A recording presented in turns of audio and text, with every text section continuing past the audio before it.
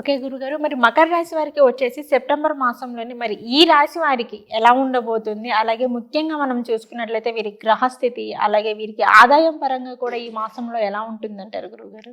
మకర రాశి మనం చూసినట్టయితే ఉత్తరాషాఢ నక్షత్రం 2, 3, 4 పాదాలు, హ్మ్. అట్లానే శ్రవణ నక్షత్రం 4 పాదాలు, ధనిష్ట 1, 2 పాదాలు.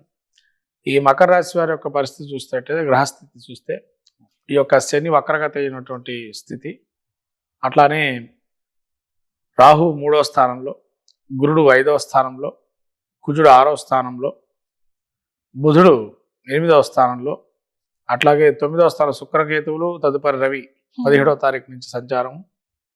ఈ రకమైన సంచారాన్ని చూసినట్టు మకర రాశి వారికి అద్భుతమైన ఫలితాన్ని గోచరిస్తుంది సెప్టెంబర్ మాసం. ఓకే. ఎన్నో కష్టాలు కోర్చి పోయిన లోగడ 2 నెలలు ఇబ్బందులు ఏవైతే పడుతున్నారో వాటి నుంచి బయటపడే 100% ఈ మకర రాశి వారికి ఈ సెప్టెంబర్ మాసం చాలా అనుకూలమైనటువంటి మాసము. 100% చెప్పచ్చు. ఎందుకంటే పాపగ్రహాలు కానీ శుభగ్రహాలు కానీ అన్ని అనుకూలమైన స్థితికి చేరుకుంటున్నాయి.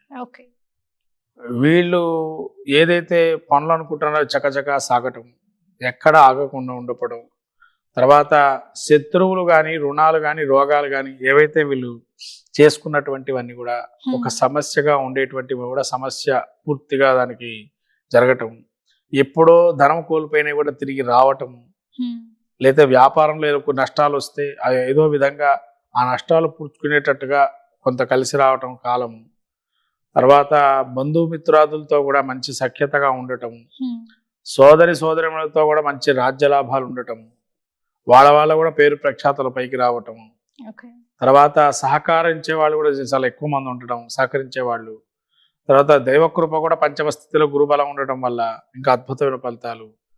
కుజుడు కూడా 6వ స్థానంలో ఉండడం వల్ల రుణాలు రోగాదులు ఏవైతే అన్నీ కూడా సమసిపోయి అవన్నీ కొలిక్కొచ్చి శత్రువులు అనేటువంటి వాడు నశించిపోవటం, రుణాలు కూడా చేసే రుణాలను తీర్చే సామర్థ్యం ఉంది అనే ఒక సంకేతాలు రావటం, తర్వాత దీర్ఘకాలికంగా బాధపడుతున్న వ్యాధులు ఏవైతే ఉంటాయో వాటి నుంచి కూడా కొంత స్థైర్యత కోల్పోవటం, అంటే మనకు కొన్ని మందులు కనుగొనటం కానీ అటువంటివి కొన్ని ఆశాజనకంగా ఉండటం, ఇవన్నీ మకర రాశి వారికి చాలా మంచి ఫలితాలు ఇస్తున్నాయి. బుధుడు 8వ స్థానంలో ఉండటం కూడా బుద్ధి కుశలత, అప్పటికప్పుడు ఆలోచన ధోరణితో క్రియేటివిటీ ఏర్పడటం, అప్పటికప్పుడు పోటీ పరీక్షల్లో పాల్గొనటము, అంటే సడన్ చేంజ్ అనేది చాలా బాగా వీళ్ళకి కలిసి వస్తుంది అని అర్థం.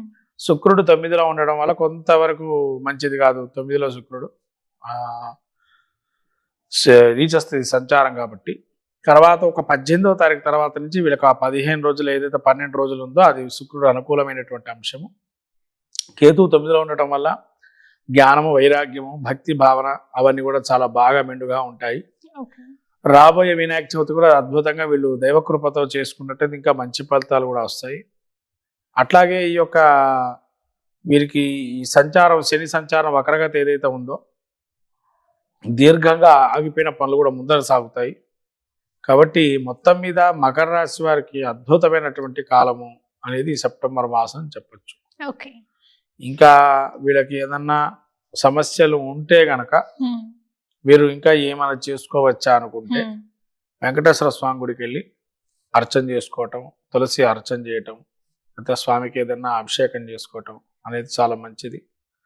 మంచి ఫలితాలు గోచరిస్తాయి. తర్వాత అట్లనే అమ్మవారు పద్మావతి అమ్మవారికి కూడా కమలా పూలు కానీ, ఎర్రటి పూలు కానీ, కుంకుమార్చన కానీ, లేదా గంధం అమ్మవారికి లేపనంగా ఇవ్వటం కానీ చాలా విశేషంగా ఫలితాలు ఇస్తుంది.